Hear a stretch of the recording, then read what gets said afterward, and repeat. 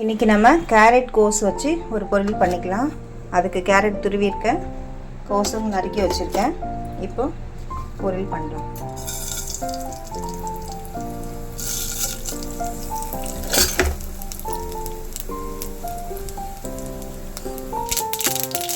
கடலைப்பருப்பு மிக்ஸு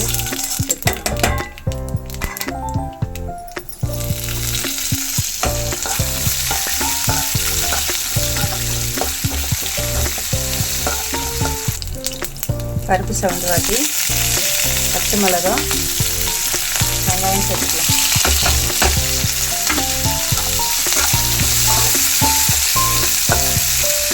இதுக்கு நம்ம மஞ்சள் பொடி சேர்த்துக்கலாம். ஏன்னா கேரட்டே வந்து கலர்ஃபுல்லானது, அதனால மஞ்சள் பொடி சேர்த்துக்கலாம். பிரியாணி வச்சு சேர்த்துக்கலாம்.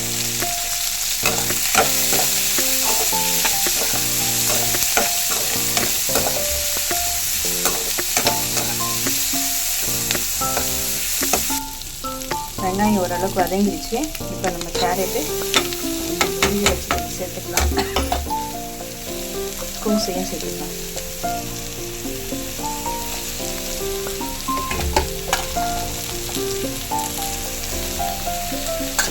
எப்பவுமே நான் கோஸை வந்து கழுவிட்டு கட் பண்ணியிருக்கேன். அதனால் கட் பண்ண வேண்டியது, அலச வேண்டியது.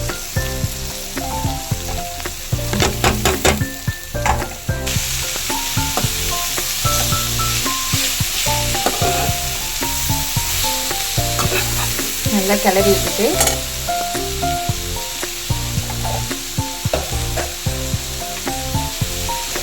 சும்மா ஒரு 1/4 டம்ளர் தண்ணி கலந்தோம்னா அப்படியே நமக்கு வெந்துடும். கலர்ஃபுல்லான கோஸு கேரட் பொரியல் நமக்கு ரெடி ஆகிடும். வெங்காயத்தில் உப்பு சேர்த்துக்கிறதுனால எல்லாத்தையும் படும்படி மிக்ஸ் பண்ணிக்கலாம். தொழி கொடுக்குறப்பவே முக்கால்வாசி வெந்துடும். சும்மா தண்ணி தெளிச்சுட்டு சிம்மில் வச்சுட்டு மூடி வச்சாலே போதும்.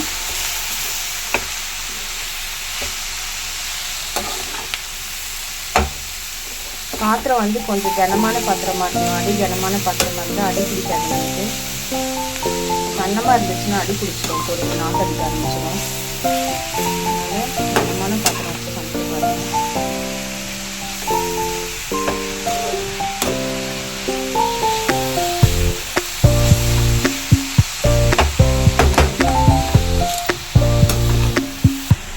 ஒரு 1/4 டம்ளர் தண்ணி எடுத்துருக்கேன்.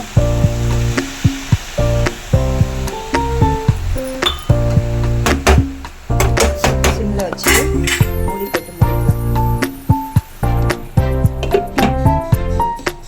அப்படியே ஒரு 2 நிமிஷம் வேகட்டோம்னா, 2 நிமிஷம் வந்ததுன்னா நமக்கு பொரியல் ரெடி. சுவையான கேரட் கோஸ் போட்ட பொரியல் நமக்கு ரெடி ஆயிடுச்சு. தேங்க்ஸ் ஃபார் வாட்சிங்.